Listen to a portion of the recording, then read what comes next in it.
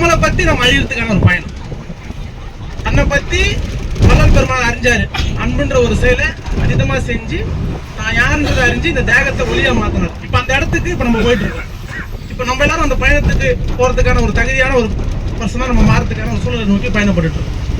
இப்ப அந்த செயலை நாங்க அன்புன்ற செயலை அதிகமா செஞ்சு அது எப்படிலாம் செய்யலாம், எப்படிலாம் பண்ணலான்றதா இப்ப நம்ம வீடியோவா போட்டோம். இப்ப நீங்க வீடியோ எல்லாம் பாத்தீங்கன்னா எல்லாருமே, ஏன்னா நம்ம கருணைன்றதும் அன்புன்ற செயல் வந்து நம்ம வெறும் உணவு கொடுக்கறது மட்டும் இல்லாம நம்ம எத்தனை விதமான ஒரு விஷயமா பண்றோம். இப்ப இறந்த உடலை எடுத்து நாங்க அடக்கம் பண்றோம் பாத்தீங்கல்ல. இப்ப நம்ம அந்த செயலை வந்து பாத்தீங்கன்னா நார்மல் ஒரு பர்சன் போய் செய்யலாம் கஷ்டம். ஏன்னா அது இறந்துச்சுன்னா நாத்தடிக்கும், நம்ம கிட்ட போக முடியாது, அந்த உடல் அமைப்போட டிசைன் மாறிடும். அது மாறிச்சு நமக்கு ரொம்ப கஷ்டமா இருக்கும், நம்ம கிட்ட போக முடியாது. ஏன்னா நம்ம துர்நட்டத்தை தாங்க முடியாது, நறுறுப்பை ஏத்துக்க முடியாது. அதை நம்ம ஒரு பப்ளிக்ல போய் செய்யணும்னா அது இன்னும் ஒரு மாதிரியா இருக்கும், நம்ம எல்லாரும் ஒரு மாதிரியா பார்ப்பாங்க அப்படின்ற ஒரு எண்ணம் இருக்கும் இல்லையா. இதெல்லாம் நம்ம விட்டு போகணும். இது போனாதான் நம்ம குணங்கள் மாற்றப்படும். அவர் அதனால தான் சொன்னார், அறிவுநிலை தெளிந்தவருக்கு உயிரிறக்கமே கடல் வழிபாடுன்னு வல்லார் ஒரு வாசகத்தை சொன்னார். இதுக்கு அர்த்தம்னா இதுதான், நம்ம அந்த அறிவு வந்துச்சுன்னா அந்த செயல் தான் உனக்கு கடல் வழிபாடா தெரியும். ஒரு கடலுக்கு போய் நம்ம பூஜை பண்றோம், எல்லாமே அலங்காரம்லாம் பண்றோம். அந்த அலங்காரம் பூஜையெல்லாம் நம்ம பண்றதை விட ஒரு உயிருக்கு, துன்பப்படுற உயிருக்கு இந்த மாதிரி இறந்த உடல் எடுத்து அடக்கம் பண்ணும் போது ஒரு அன்பான செயலை எவ்வளவு ஆழ்ந்து நம்ம செய்யும் போது நம்மளுக்குள்ள ஏற்படுற அனுபவத்தின் தன்மை வேற மாதிரி இருக்கும். இப்ப நாங்க அதை போய் எடுத்து அடக்கம் பண்ண வெறும் கையில எப்படி எடுத்து வச்சோம் பாத்தீங்களா. இப்ப பூனையெல்லாம் அடக்கம் ஒரு பூனை எடுத்து காலைல எத்தனை மணிக்கு, காலைல 5 மணிக்கு 6 மணிக்கு அந்த செயலை செய்யறோம். காலைல எழுந்த உடனே போயிட்டு ஒரு உடல் இறந்துருக்குது அதை போய் அடக்கம் பண்ணுவோமா? நம்ம கிட்ட இது ஒரு விஷயம் இருக்குது, காலையில போய் அதெல்லாம் செய்யக்கூடாது இருக்குது இல்ல. ஒரு அவசர குணம், ஒரு நிறைய விஷயம் சொல்லுவோம். இப்ப இந்த மாதிரியான குணங்கள்லாம் நம்ம கிட்ட இருக்குது.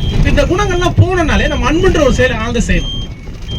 ஏன்னா நம்ம அன்பா இருக்கிறதுன்றது வந்து நம்ம நார்மலான ஒரு அன்பு நினைச்சிட்டோம். எப்படின்னா நம்ம குடும்பத்தை நல்லா பாத்துக்கிறது, நம்மளுக்குள்ள ஒரு சுத்தி நம்மளோட எண்ணத்தை நம்ம இது பண்றோம், அது மட்டும் கிடையாது அன்பு. இது வந்து பாசம், நமக்கு தேவையை நம்ம பண்ணிக்கிறது பேர் பாசம். அன்புனா எல்லாத்துக்கிட்டே அதை காட்டுறது. இங்க நம்ம எல்லாருக்கிட்டே அதை காட்ட முடியுமானா முடியாது, அது ரொம்ப சிரமமா இருக்கும். ஆனா அதுவே ஒரு ஜீவராசி கிட்ட நம்ம போறது கொஞ்சம் ஈஸியா இருக்கும். முதல்ல அவனுக்கு உணவு வைக்கிறது. இப்போ ஒரு எறும்புக்கு உணவு வச்சா அது எவ்வளவு பெரிய மாற்றத்தை கொடுக்கும் அப்படின்னு தெரியுமா யாருக்காவது? ஒரு எறும்புக்கு நம்ம எறும்புக்கு உணவு வச்சா நமக்கு என்ன மாற்றம் வந்துடும். அந்த உணவு எறும்புக்கு நம்ம வைக்கும் போது எவ்வளவு அன்பா வைக்கிறோம் அப்படின்ற ஒரு விஷயம் இருக்காரு. எந்த அளவுக்கு அதை பெருசா நினைச்சு நீங்க வைக்கிறீங்க, எவ்வளவு ஒரு அந்த எந்த அளவுக்கு அது பெரிய செயலுன்ற நினைச்சு நம்ம வைக்கிறோம் அப்படின்ற ஒரு விஷயம் இருக்கு. ஏன்னா அதை செஞ்சு அவன் அனுபவத்தை ஷேர் பண்ணுவாங்க. அதை செய்யும் போது ஏன் இது எவ்வளவு ஒரு பெரிய மாற்றத்தை எனக்குள்ள கொடுத்துருக்குது ஒரு சிறிய ஜீவராசிக்கு நான் உணவு கொடுக்கும் போது. ஏன்னா எனக்கு அதை கொடுக்கும் போது எல்லா ஜீவராசியும் என்கிட்ட வந்து எனக்கு சாப்பிட்டு வருது. நான் ஒரு எறும்புக்கு உணவு வச்சா என்னென்ன ஜீவராசி வருதுன்னே தெரியல, புதுசு புதுசா இருக்குது. ஒரு சக்கரை போட்டா எல்லா ஜீவராசியும் வந்து சாப்பிடுது. நம்ம ஒரு மனிதருக்கு உணவு கொடுக்கும்போது நமக்குள்ள ஒரு பெரிய சந்தோஷம் வருது, இவ்வளவு பேர் நம்ம உணவு கொடுத்துட்டோம். அதே ஒரு எறும்புக்கோ ஒரு சிறிய ஜீவராசிக்கு உணவு கொடுத்தா அந்த மகிழ்ச்சியை நானும் நமக்கு வரமாட்டேது இல்லை. என்ன சின்ன விஷயம் தானே, நம்மளே நினைக்கிறது சின்ன விஷயம். அன்புனாலே அது பெரிய விஷயம் தான், அது நம்ம கொஞ்சம் ஆழ்ந்து போய் அன்புனாலே அது பெரிய விஷயம். அப்ப அந்த அன்பான செயலை நம்ம செய்யறதுக்கான ஒரு வழி, ஈஸியான வழின்றது எறும்புக்கு உணவு வைக்கலாம், ஈஸி தானே, ரொம்ப ஈஸி. ஆனா அந்த செயலை ரொம்ப ஆழ்ந்து செய்யணும், ரொம்ப அன்போட செய்யணும். என் குழந்தைக்கு நான் உணவு வச்சா எப்படி வைப்பேன், இல்ல எனக்கு நான் உணவு வச்சா எப்படி வைப்பேன். ரெண்டாவது ஒரு இறை வழிபாடு நான் பண்றேன், நான் பண்ற கடவுள் வழிபாடு. இப்போ ஒரு கடலுக்கு ஒரு கோயிலுக்கு போறோம்னா எல்லாம் குளிச்சு கிளம்பி ரெடி ஆகி பக்காவா போனோம், கடலில் வாங்கி சாப்பிடக்கூடாது அப்படிலாம் போனா கோயிலுக்கு போகணும், எவ்வளவு ரிஸ்ட்ரிக்ஷன் இருப்பாங்க. அவ்வளோ ரிஸ்ட்ரிக்ஷனை பண்ணி இந்த கோயிலுக்கு போய் அங்கே போய் சாமி கும்பிடணும். இந்த ரிஸ்ட்ரிக்ஷன் எல்லாமே இந்த செயலுக்குள்ள நீங்க காணும். அந்த அளவுக்கு அந்த செயலை போய் நம்ம ஊண்டு செய்யணும். நம்ம இப்படி செய்யும் போதுதான் நம்ம செய்யற செயலோட மதிப்பு உயர்வாகும் போது அதுல இருந்து ஏற்படுற அறிவு நமக்கு அதிகம். எங்களுக்கு அப்படிதான். இப்ப நம்ம காலைல போய் அந்த பூனை எடுத்து அடங்கணும். இப்ப அந்த உடலை பார்க்கும் போது அது எப்படி ஜாலியா விளையாட இருக்கும். இப்ப நைட்ல நான் எல்லாம் சேர்ந்து கடிச்சிருக்காங்க, கடிச்சு அது இறந்து போயிருக்கு. இப்ப அந்த உடலை எடுத்து நம்ம அடங்க காலைல போய் அந்த உடலை போய் எடுக்க முடியுமானா, அதை போய் தொடும் போது ஒரு உயிர் அது இறந்து இருக்குது. அப்ப அது யார் நம்மளுக்குள்ள ஒரு சிந்தனை ஓடல, ஏன்னா இப்படி ஒரு ஜீவராசி எவ்வளவு வழியில இறந்துருக்குமோ அப்படின்னு நினைத்தோம். இந்த மாதிரி காலையிலேயே எழுந்தவங்க வேலையிலேயே இந்த செயலை செய்யும் போது அப்ப நம்மளுக்குள்ள முதல்ல தோன்றிய என்ன எப்படி இருக்கும் பாருங்க. ஒரு உயிரை பத்தி அந்த வலியை பத்தி சிந்திக்கிறோம். இப்ப அந்த சிந்திக்கும் போது நான் என்னோட அந்த வாழ்க்கை அந்த நாள் ஃபுல்லாமே எப்படி போகும் பாருங்க. அதை பத்தியே நோக்கிய சிந்தனை, அதை பத்திய எண்ணமே ஓடிட்டே இருக்கும். அதான் ஜீவகாரணியத்தை பண்ணுங்க, அன்பா இருங்க, கருணையா இருங்க, ஒருமையா இருங்க, இதுதான் உங்களுக்கு பெரிய மாற்றத்தை கொடுக்கும் அப்படின்னு சொன்னாரு. ஆனா நாங்க இந்த செயலை ஆரம்பிச்சு இப்ப இன்றைய விதை நாள் நம்ம ட்ரஸ்ட் வச்சிருக்கோம். கிட்டத்தட்ட ஒரு 8 வருஷம் ஆகுது. இந்த ட்ரஸ்ட் நாங்க ஆரம்பிச்சதே பாத்தீங்கன்னா பறவைங்க தண்ணி இல்லாம இறந்து போற ஒரு வீடியோ ஒன்று பார்த்தோம் 8 வருஷத்துக்கு முன்னாடி. அந்த வீடியோ பார்த்தல பாத்தீங்கன்னா கிட்டத்தட்ட ஒரு 100-200 பறவை இறந்துருக்குது. அந்த இறந்து போனதுக்கு காரணம் என்னன்னு போட்டுருக்கோம்னா தண்ணி இல்லாதவங்க இறந்து போச்சுங்க அப்படின்ட்டு. நீங்க எல்லாம் முடிச்சவங்க தண்ணி வைங்க அதுக்கு அப்படின்னு ஒரு வாசம். அதை பார்த்து அன்னைக்கு ஸ்டார்ட் பண்ணுது இந்த செயல். நார்மலா இருந்தோம் நாங்க எல்லாரும், நார்மலா வெல்டிங் வேலைக்கு போறது நார்மலான ஒரு செயல் இருந்தோம். அந்த செயலை என்னைக்கு நாங்க ஸ்டார்ட் பண்ணமோ நார்மல்ன்ற தன்மை தாண்டிட்டோம். இயல்பான ஒரு வாழ்க்கையை நாங்க தாண்டிட்டோம். எல்லா பழக்கம் மாமியார் சாப்பிடுவோம், குடிப்போம், எல்லா பழக்கம் இருந்தது. ஆரம்பிச்சு 6 மாசம் இந்த உடல்ல பெரிய மாற்றம் வந்துச்சு. எல்லா கெட்ட பழக்கமும் போயாச்சு, கெட்ட சொற்கள் போயாச்சு, நம்மளுக்கு தேவையான நபர்கள், நம்மளுக்கு தேவையான நபர்கள் நம்ம விட்டு போயாச்சு, எல்லாரும் போயாச்சு. போய் இன்னைக்கு நாங்கள் ஒரு பெரிய மாற்றத்தில் போய் கிட்டத்தட்ட அந்த செயல் ஒரு பெரிய செயலை உருவாயிடுச்சு. நீங்க பாத்தீங்கன்னா இப்போ ஹாஸ்பிட்டல்ல மூலிகை கஞ்சி கொடுக்குறோம். கிட்டத்தட்ட ஒரு 6 இடத்துல கொடுக்குறோம். வாரத்துக்கு 2 வாட்டி 6 இடத்துல மூலிகை கஞ்சி கொடுக்குறது. ஒரு 2000 பேர் குடிக்கலாம் ஒரு வாரத்துக்கு ஒரு வாட்டி. மூலிகை கஞ்சி நாங்களே ரெடி பண்ணி அந்த கஞ்சி ஊற்றுறோம். அந்த கஞ்சை குடிக்கிறோம். ரொம்ப சூப்பராக இருக்குது. ரொம்ப பெரிய மாற்றம் நிறைய பேர் சொல்றாங்க. இப்போ எங்க இருந்தா நாங்க எங்க வந்துக்கிறோம். இது அந்த செயலுக்கு ஒரு கஞ்சி ஊத்துற நிகழ்வாகட்டும், பழங்குடியினருக்கு மளிகை பொருள் கொடுக்கும். ஒரு கிராமத்தை தேர்ந்தெடுப்போம். 2 மாசத்துக்கு ஒரு வாட்டி தேர்ந்தெடுத்து அந்த கிராமத்துல 50 குடும்பம் 60 குடும்பத்துக்கு மளிகை பொருள், அவங்க வீட்டுக்கு தேவையான பொருள், பிளஸ் அந்த ஸ்கூல் பசங்க படிக்கிற பசங்க அத்தனை பசங்களுக்கும் ஸ்கூலுக்கு தேவையான எல்லா கிட்டயுமே கொடுக்கும். கிட்டத்தட்ட 1 லட்சம் ரூபா 2 மாசம் இந்த நிகழ்வு கண்டினியூ பண்ணிட்டு இருக்கு. இது வரைக்கும் மட்டும் ஒரு 100 குடும்பம் கிராமத்துக்கு போயிருக்கு. வரைக்கும் இது ஆரம்பிச்சது. இது முதல்ல அந்த நீர் வைக்கலாம்னு ஆரம்பிச்ச பறவைங்களுக்கு அதை ஆரம்பிச்சு இன்னைக்கு இந்த ஒரு 8 வருஷத்துல கிட்டத்தட்ட ஒரு 10 விதமான செயலா மாறி இருக்குது. இப்ப கிட்டத்தட்ட ஒரு வருஷத்துக்கு ஒரு வாட்டி பண்ணா கிட்டத்தட்ட ஒரு 10 லட்சம் 12 லட்சம் செலவு பண்ணணும் நம்ம எல்லாரும். இது எப்படி முடிஞ்சது பாருங்க. அப்ப அந்த அன்புன்ற செயல் நம்மளை எல்லாத்தையுமே தெரிய வைக்கும், எல்லாத்தையும் புரிய வைக்கும். நம்மளும் ஒரு பெரிய மாற்றத்துக்குள்ள கொண்டு போகிறதுக்கு நாங்க ஒரு பெரிய முன்னுதாரணமா இருக்கோம். ஏன்னா எல்லாரும் அன்பா இருந்தா இது நடக்குமா, இதெல்லாம் முடியுமா? ஆனா அன்பு பெருசுன்னு எல்லாருக்கும் தெரியும். இந்த அளவுக்கு நடக்குமான்றது எல்லாருக்குள்ளேயும் ஒரு கேள்விக்குறியா இருக்கு. அந்த கேள்விக்குறியா வேண்டாம். நம்ம இன்றைய விதை நாளை வச்சுட்டு அந்த ட்ரஸ்ட்ல பாத்தீங்கன்னா இது பெரிய செயலா மாற்றம். இது நான் சொல்றது வெறும் உலகில் சார்ந்து, உலகில தாண்டி அறிவு இருக்குது. இப்போ வள்ளல் பெருமாள் எட்டி அந்த ஒளி தேகமா, நம்மளே இறைவனா இருக்கிறோமா, நம்மளே அனைத்துமா இருக்கிறான்ற அறிவு எல்லாமே வர ஆரம்பிக்கும் அடுத்த கட்டமா. இப்ப இந்த அறிவுலாம் நம்மளுக்குள்ள கிடைக்குதுன்னா இதே அறிவை நீங்க எல்லாரும் பெறணும். இன்னைக்கு நீங்க இந்த பயணத்துக்கு அதுதான் வந்திருக்கீங்க. இந்த பயணத்தை ஒரு நார்மலான ஒரு பயணமா பார்க்க கூடாது யாருமே. கொஞ்சம் ரொம்ப அவேர்னஸா இருங்க. இந்த ஒரு நாள், இன்னைக்கு ஒரு நாள், ஏன்னா இன்னையோட திருப்பி பார்க்கணும் 1 மாசம் ஆகும். உண்மைதானே?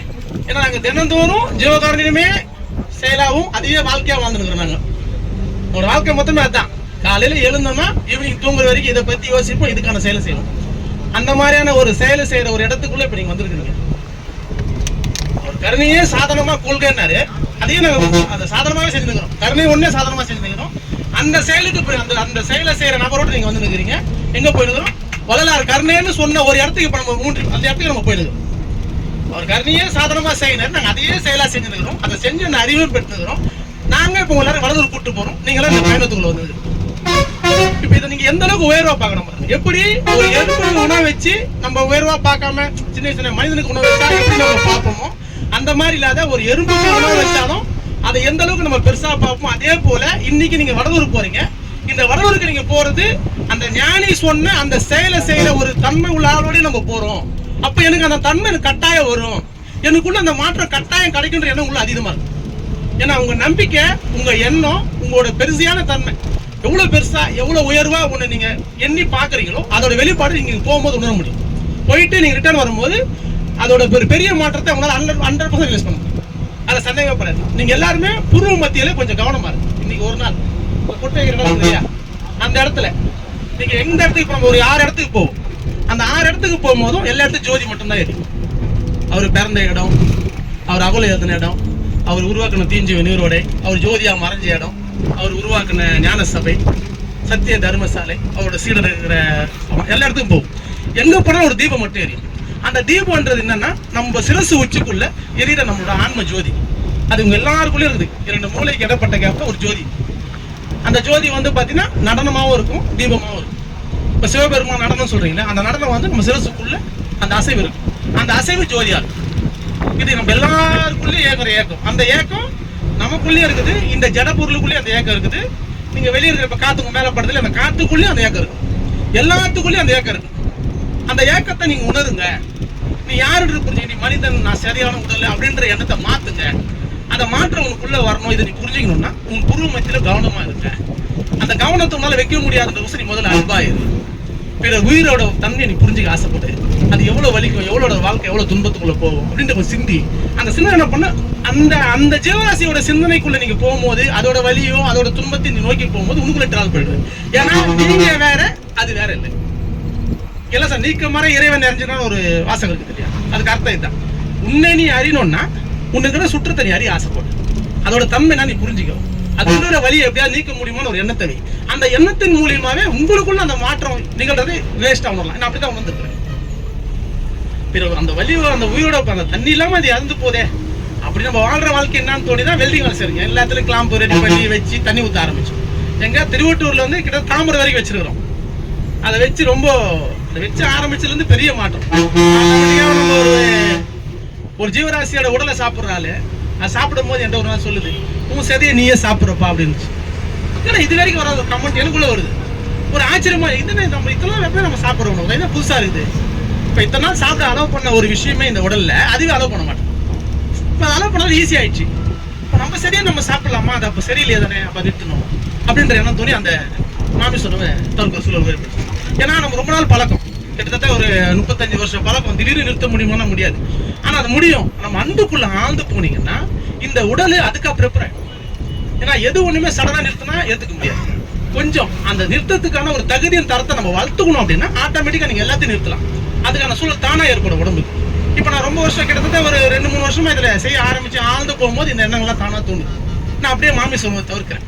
இப்போ வீட்டுல எல்லாரும் சாப்பிடுறாங்க, என்ன இது மாமி சாப்பிட மாட்டேன்ற எல்லாம் சாப்பிடு, இந்த மாதிரி தோணுச்சு. இதுக்கப்புறம் எல்லாம் சாப்பிட முடியும் சொல்லி அதை அப்படியே கொஞ்ச நாள் பயணப்படும். அப்புறம் பால், சர்க்கரை, பால் குடிக்கிறது. பால் குடிக்கும் போது ஒரு நாள் கேட்குது, நீ இப்போ இந்த மாதிரி பாலை குடிக்கிறியே, இப்போ பால் வந்து யாருக்கோசம்?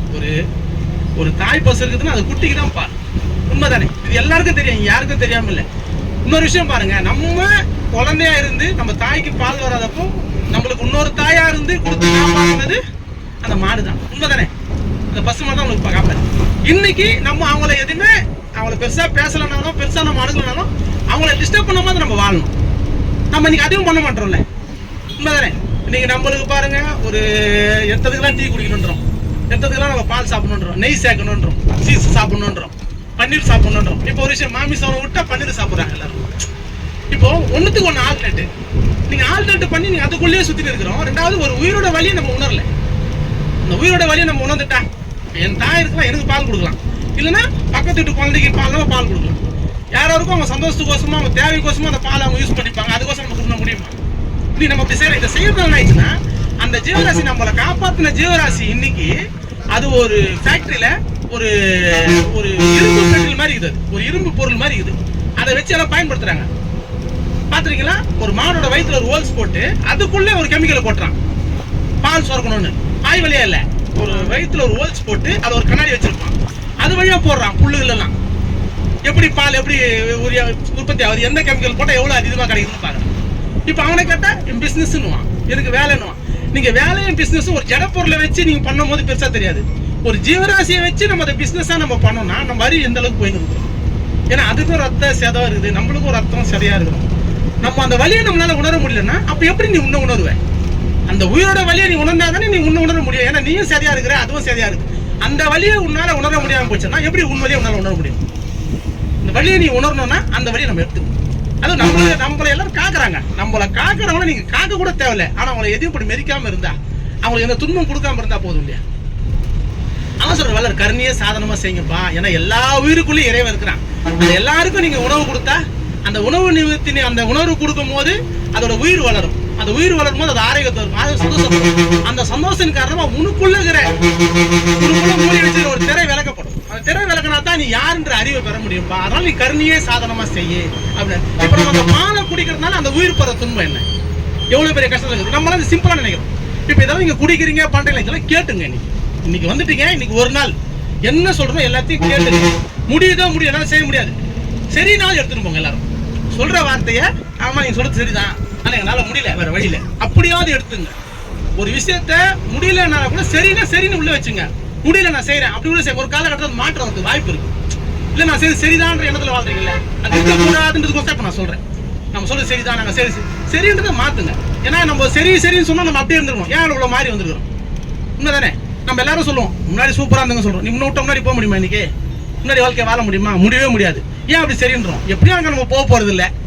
உண்மைதானே? அதனால நம்மளுக்கு முன்னாடி சூப்பரா இருந்துங்க, முன்னாடி சூப்பரா இருந்துங்க. முன்னாடி நீ சூப்பரா இருந்தே குழந்தையா இருந்தா நல்லா இருக்கும் ஒரு எண்ணம் இருக்கு நம்ம எல்லாருக்கும். இருக்குதா? நான் குழந்தையா இருந்தா சூப்பரா இருக்கும். உன் தாய் தந்தை எவ்வளவு கஷ்டப்படாம தெரியுமா யாருக்காவது? உண்மைதானே? அதை பத்தி நம்ம யாரும் யோசனை பண்ணல. உன் சந்தோஷத்தை நீ யோசனை பண்ணி தான் சொன்ன. நான் குழந்தையா இருந்தா எல்லாருக்கும் நீ குழந்தையா இருந்தா உங்களை காப்பாத்திட்டு உங்க அம்மா அப்பா எவ்வளவு கஷ்டப்பட்டாங்க. அது மொத்தம் யாரோ ஒருத்தன் கஷ்டப்பட்டு தானே இருக்கிறீங்க. இப்ப இதை நம்ம தெளிவா புரிஞ்சுக்கணும். அப்ப நம்ம வந்தவங்க இந்த இன்னைக்கு ஒரு நாளை அன்புன்ற ஒரு விஷயத்த ரொம்ப ஆணித்தமா எடுத்துக்கிட்டோம். நான் இப்ப ஜட பொருளுக்குலாம் உயிர் இருக்குதுன்னு பேசிருக்கேன். இருக்கிற எல்லா பொருளுக்குமே உயிர் இருக்குது. ஏன் நான் எல்லாத்தையும் ஒருமையில பார்க்கணும். எல்லாத்தையும் இப்போ ஒருமைன்ற ஒரு குணம் இருக்குது. வள்ளல் பெருமானை போட்டிருப்பாரு, எங்க ஒருமை விளங்குது அங்கதான் ஜீவகாரணி விளங்கும் அப்படின்னு போட்டிருப்பாரு. ஒருமைன்னா எல்லாத்தையும் ஒன்னா பாக்குறது. எதையுமே ஏற்றத்தாழ்வா நீ பார்க்கணும் அவசியம் இல்லை. இந்த அறிவு நான் பெற்றுட்டேன், எனக்கு அதனால ஈஸி. பெறாதவனாலே அது உணராதான் கொஞ்சம் சிரமமா இருக்கும். ஆனாலும் இது நீங்க கேட்கணும். ஏன்னா எது ஒண்ணுமே ஆரம்பத்துல புரிஞ்சிக்க முடியாது. கொஞ்சம் நாள் ஆனா இதை நீங்க பழக்கப்பட்டா நீங்களும் அதை புரிஞ்சுக்கலாம், தெரிஞ்சுக்கலாம், அந்த உணர்வை பெறலாம். அதுக்கு ஆரம்பம் டிஸ்டர்பா தான் இருக்கும். எது ஒண்ணுமே எடுத்தவொடனே நம்ம கத்துக்க முடியுமா? எடுத்தவொடனே எனக்கு பிடிக்கணும்னு நினைச்சா பிடிக்காது. ஒன்னே ஒண்ணு பிடிக்கும், உன்னை மகிழ்விக்கிற மாதிரி, உன்னை சந்தோஷப்படுத்துற மாதிரினா பிடிக்கும். ஆனா நம்மள சந்தோஷப்படுத்துற எல்லா விஷயமும் பாத்தீங்கன்னா என்ன பண்ணுதுன்னா, உன்னை ஒரு விஷயத்த தெரிஞ்சுக்க கூடாத வேலை பண்ணுது. உண்மைதானே? ஒரு காமெடி பாருங்களேன், காமெடி போட நம்ம எல்லாம் சிரிப்போமா, நம்ம எல்லாரும் என்ஜாய் பண்ணுவோமா? ஆனா அந்த இடத்துல என்ன ஆகுதுன்னா, நீ யாருன்ற அறிவே நீ பெறக்கூடிய சூழலை தடுத்துட்டு போகுது அந்த இடத்துல ஒரு காமெடியில, தெரியுமா? ஏன்னா ஒரு காமெடி நம்ம சிரிக்கிறோம்னா காமெடியோட முழு பேஸ் என்னன்னு பாருங்க, ஒருத்தரை காயப்படுத்தணும், ஒருத்தரை சரியில்லைன்னு நம்ம சொல்லணும், அவரை வச்சு நம்ம சிரிக்கணும். உண்மையா இல்லையா? அதுதான் காமெடி. ஆமா தானே? ஒரு காமெடினா ஒருத்தரை வந்து கேலியா பேசணும், ஒருத்தரை கிண்டலா பேசணும், நம்ம எதனா சொன்னா அவர் எதனா ஒண்ணு செய்யணும், அப்பதான் நம்ம அதை பார்த்து சிரிப்போம். உண்மைதானே? அதை பார்த்து நம்ம சிரிக்கலாமா? சிரிக்கணுமா? சிந்திக்கணுமா? அதே இடத்துல நம்ம சொந்தக்காரங்களோ இல்ல நம்ம அம்மா அப்பாவை வச்சு யாரோ கிண்டல் பண்ணாங்கன்னா நீங்க சிரிப்பீங்களா, கோவப்படுவீங்களா? சும்மா யோசனை பண்ணி பாருங்க. எல்லாரும் கோவப்படும் தானே? எப்படி சிரிச்சோம் அப்போ? நம்ம தான் நினைக்கிறோம் அது வெறும் படம் தானே, காசு குத்துட்டு நடிக்கிறாங்க. காசு குத்துட்டு நடிச்சாலும் வெறும் படமா இருந்தாலும் அதுல நடக்கிற கேரக்டரோட தன்மை தப்பு. நம்மள அறிவு மலிக்கடிக்கிற செயல் நடக்கிற இடத்துல உன்னை அறிவே இல்லைன்றத உனக்கு நீயே ப்ரூவ் பண்ணிக்கிறேன். நீ அதை சிரிச்சு இதை சத்தம் என்ன அதிகமா நான் பார்க்கும்போது சிந்திக்கும் போது தோணுது, ஏன் இந்த பஸ் சிரிக்க கூடாது இல்லையா? ஒருத்தருக்கு அறிவு தெரியலாம இருக்காரு, அவர் ஏதோ ஒன்று சொல்றாரு, ஏதோ ஒன்று செய்யறாரு, அது எவ்வளவு பெரிய தப்பு. அதை பார்த்து நம்ம சிரிச்சா, அதை சிரிச்சா நம்மளுக்கு அறிவு வருமா? அதுக்கப்புறம் அறிவு வரத்தம் சொல்ல தடைப்பட்டு போகும். இப்ப நம்ம அதனால தான் நம்மளுக்கு விளம்பரமோ நம்மளுக்கு போடுற காமெடியோ நம்மளை ஏமாத்தி நம்மளை அறிவே இல்லாதாக்கி அவங்க பண்ற ஒரு செயலை உங்களை செய்ய வச்சு உங்ககிட்ட காசு சம்பாதிக்கிறாங்க. இதெல்லாம் பண்றாங்க. இதெல்லாம் யோசனை, இதுதான் இங்க மொத்தமா நடக்குது. அது அவங்களுக்கு தெரியல, ஆனால் அவங்க பண்றாங்க. என்ன கேட்டா எனக்கு வேலைன்றாங்க, நம்மளுக்கு கேட்டா சூப்பரா இதுன்னு பிடிச்சிக்குது நம்ம சொல்றோம். ஈஸியா அது பிடிக்கவும் கூடாது, அது சரியில்லை, அது சரின்னு நம்ம சொல்றோம். எந்த காமெடி கூட எடுத்து பாருங்க, யாரையும் ஒருத்தரை கேலி பண்ணி கிண்டல் பண்ணி அந்த காமெடி இருக்கும். அந்த யாரோ ஒருவர் நம்ம சொந்த பந்தமா தான் உங்களுக்கு சிரிப்பு வராது, வேற யாரா தான் சிரிப்பு வரும். எப்பயுமே சிரிப்பு வரணும்ல. சிரிப்பு தான் பண்ணாங்கன்னா சிரிப்புக்கான தன்மை இருக்குதுன்னா யாரு பண்ணாலும் சிரிப்பு வரணும். ஏன் நம்ம ரிலேஷன் நம்ம சொந்த பந்தம் பண்ணா ஏன் சிரிப்பு வராது? அப்போ அந்த இடத்துல நம்ம ஆளுங்க இல்லை, அதனால எனக்கு சிரிப்பு வருது. என்ன சொந்த பந்தாங்க இல்லை, எனக்கு சிரிப்பு வருது. இதுதான் காரணம். அப்படிதான் நம்ம எந்த ஒரு உடல்ல அடிபட்டாலும் எந்த ஒரு ஜீவராசிக்கோ இல்லை எந்த ஒரு மனிதனுக்கு கஷ்டப்பட்டாலும் நம்ம ஏன் கடந்து போறோம்னா என்னக்கான ஆள் இல்லை அங்க. உண்மைதானே? யாரோ ஒருவருக்கு ஏதோ துன்பம் வந்தா நம்ம பெருசா கண்டுக்காம போறோம் இல்லையா? ஒரு ஜீவராசிக்கு அடிப்பட்ட நம்ம கண்டுக்காம போறோம். எனக்கு அது சம்பந்தம் இல்லப்பா, அவங்களுக்கு தான் நடக்குது. இந்த குணம் அங்க இருந்த கூட இங்க டிராவல் ஆகும். அங்க நம்ம சிரிச்சு இந்த சிந்தனைக்குள்ள நம்ம போவாதனால எதனா உயிர் கஷ்டப்பட்டாலோ நம்மளுக்குள்ள நடக்கிற ஒரு நம்ம சரியில்லைன்றதை நம்மளால புரிஞ்சிக்க முடியுற சூழ்நிலை நம்மளே தடை பண்ணிக்கிறோம். எதனால இந்த மாதிரி சிந்தனைக்குள்ள நம்ம போறதுனாலே நம்மளோட அறிவை நம்ம மேம்படுத்திக்கிறத தடை பண்ணுறோம். உண்மைதானே?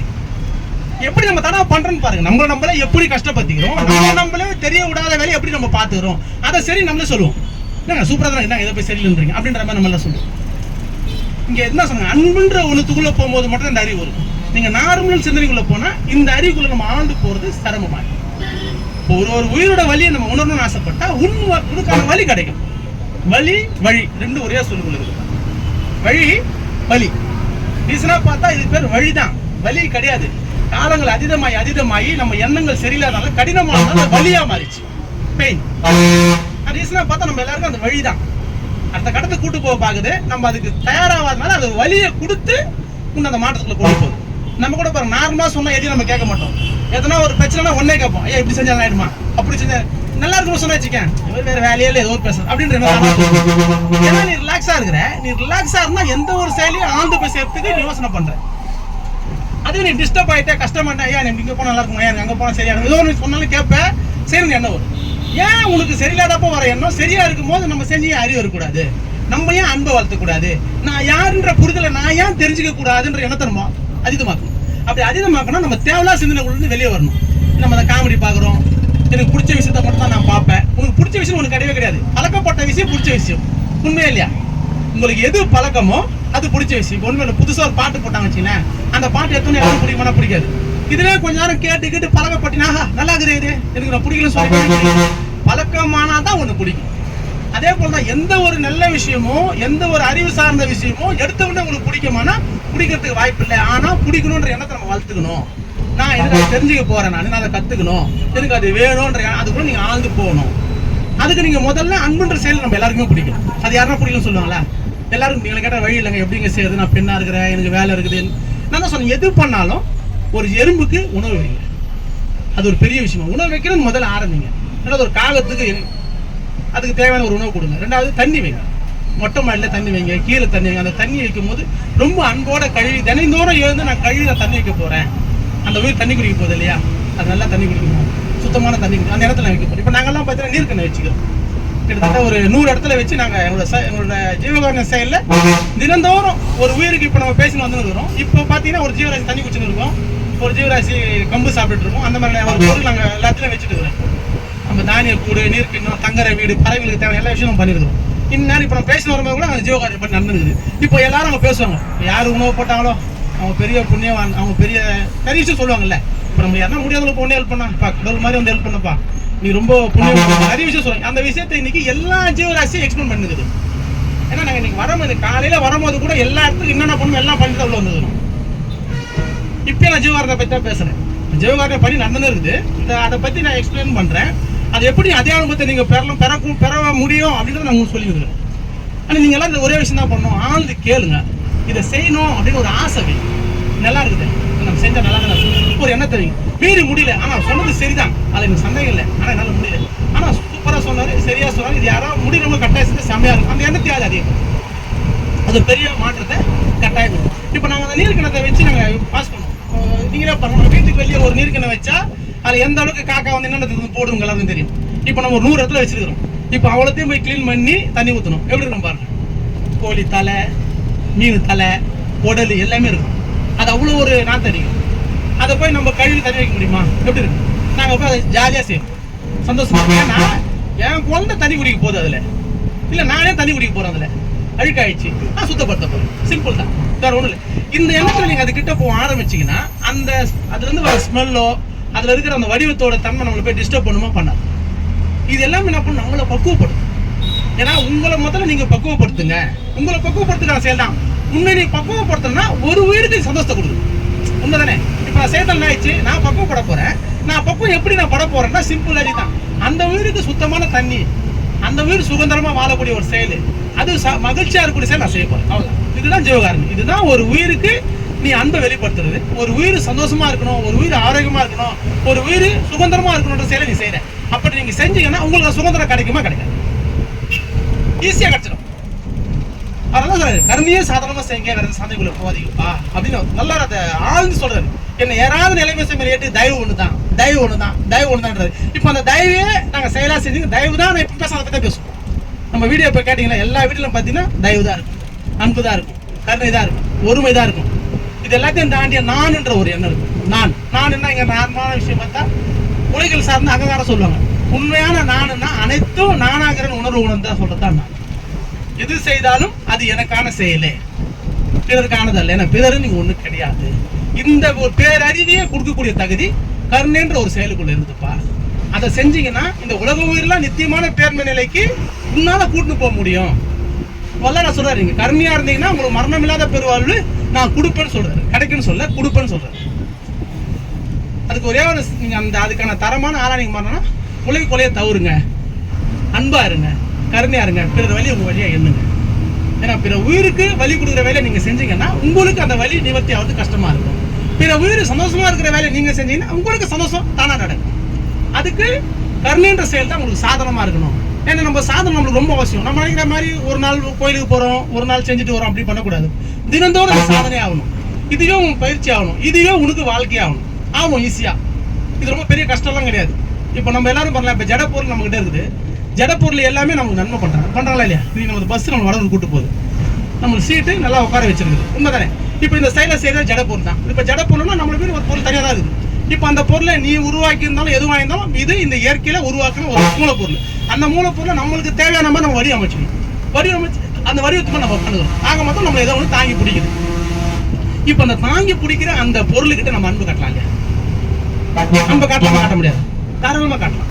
இப்போ அதுக்குள்ள உயிர் இருக்குதுன்னா எல்லாமே இருக்குது. ஒரு மனிதனுக்குள்ள என்னென்ன இருக்குதோ அது எல்லாமே ஒரு ஜட பொருளுக்குள்ளே இருக்குது. நம்ம பார்த்தீங்கன்னா நம்ம வீடியோஸ்ல பார்த்தீங்கன்னா ஜட பொருளுக்கு உயிர் இருக்குதுன்னு பத்தி பேசியிருக்கேன். எப்படி உயிர் இருக்குது, அதுக்கு எப்படி அது உயிர் இருக்குதுன்னு நம்பலாம்? ஒரு மனிதனுக்குள்ள என்னென்னலாம் வெளிப்படுமோ அது எல்லாமே ஒரு ஜட பொருளுக்குள்ளே வெளிப்படும். இப்போ நம்ம இந்த சேர் இருக்குது. இப்போ இந்த சேருக்கு ஒரு வடிவம் இருக்குதா? சேருக்கு ஒரு வடிவம் இருக்குதா? உங்களுக்கே தெரிஞ்ச வடிவம் இருக்குதுங்க அதுக்கு. இப்போ அதுக்குள்ள ஒரு வெயிட் இருக்கும். அந்த சேரத்துக்குள்ள ஒரு வெயிட் இருக்கும் தானே?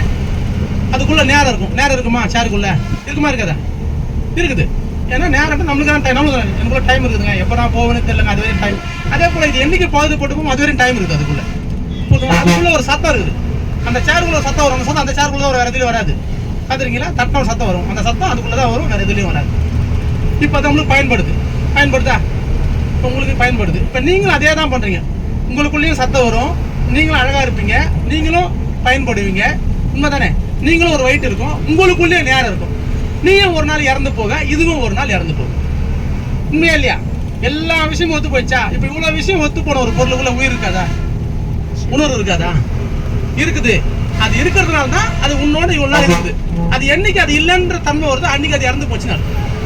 இப்போ நம்ம எல்லாம் இருக்குதுன்றோம். எந்த உயிர் இருக்குதுங்க, உயிர் இருக்குதுன்னா நம்ம ஏங்குறதுனால நம்ம பேசுறோம், பார்க்குறோம், கேட்குறோம், எல்லாம் பண்றோம். இறந்துட்டோம்னா இந்த உடல் இருக்கும், ஆனால் நம்ம யூஸ் ஆக மாட்டோம். அந்த டைமிங் தான் இந்த ஒரு நாள், அதுக்கப்புறம் யூஸ் ஆக மாட்டேன். ஆனால் இது நீங்க பொறுத்தவரை இந்த உயிர் இல்லைன்னு நீங்க சொன்னீங்கன்னா இப்போ வந்து இறந்து போச்சு அர்த்தம். இப்பயும் அதில் உட்காந்தா பயன் ஆகாது. எப்போ பயன் ஆகாதுன்னா அதுக்கு டைம் போயிடுச்சுன்னா, அதுக்கும் உயிர் போயிடுச்சுன்னா அப்பதான் பயன் ஆகாது. இப்போ இது ஒரு 5 வருஷம் ஆயிடுச்சுன்னா அப்போ நீ உட்காந்தா ஒஞ்சிடும் சார், அதை உட்கார முடியாது. அப்போ ஏன்னா அப்போ அது இறந்துச்சுன்னா. இப்போ இதுக்கு உயிர் இருக்குதுன்னா 100% உயிர் இருக்குதுன்னா இப்போ நீ உட்காந்தா தாங்குதே, உன்னை அப்படியே கிருப்பா உட்கார வைக்குதே. நீ ஒரு வருஷம் உட்காந்தா அது அப்படியே தான் நீங்க ஒண்ணுமே ஆகாது. ஏன்னா அப்போ அதுக்குள்ள அந்த அழுத்தம், அந்த ப்ரெஷர், அந்த வலிமை, அந்த சத்தம், அதுக்குள்ள ஏக்கம் எல்லாமே இருக்குது. அதனால அது அந்த கிரிப்னஸ்ல அப்படியே இருக்குது. புரியுதுங்களா? இப்போ அதுக்குள்ள அப்போ அந்த உயிர்ன்றது அந்த அழுத்தமும், அந்த ப்ரெஷரும், அந்த கிரிப்பும், அதோட இவ்வளவு நாள் வாழ்வு தன்மையும், அது கொடுக்குற டைமும், அது கொடுக்குற சத்தமும் தான் அந்த உயிர். அதுதான் உங்களுக்குள்ளே இருக்கு. புரியுதுங்களா? இப்போ இந்த தன்மை இருக்குதுன்னா அப்போ நம்ம அதுக்கிட்ட அன்பு காட்டுறோம். எப்படி இருக்கும்? நம்ம எந்த ஒரு பொருளையுமே அன்பா தொட்டோம். நம்ம அன்பா தொடுறோம்னா கிடையாது.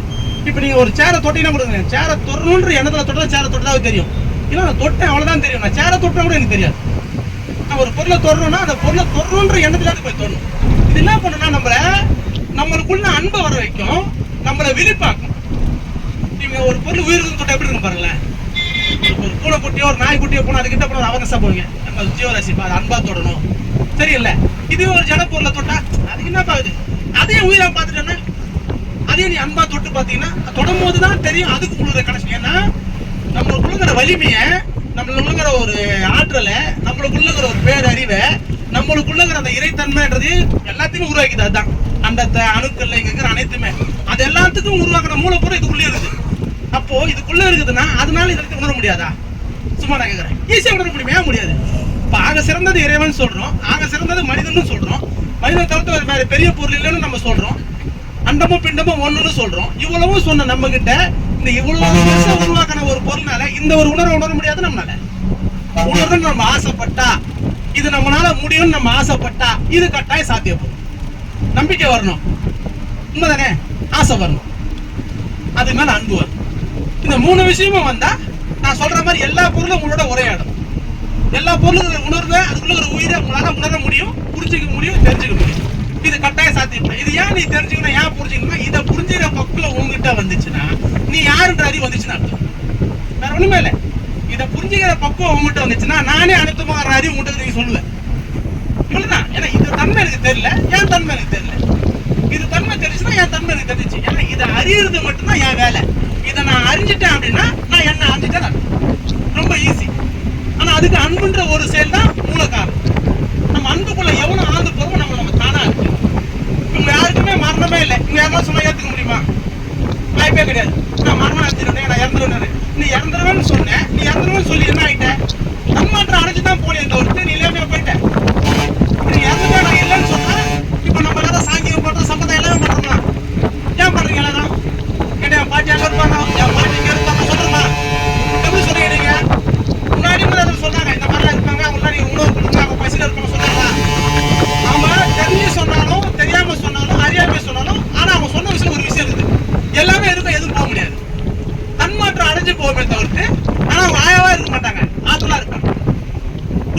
இதுதான் உண்மை.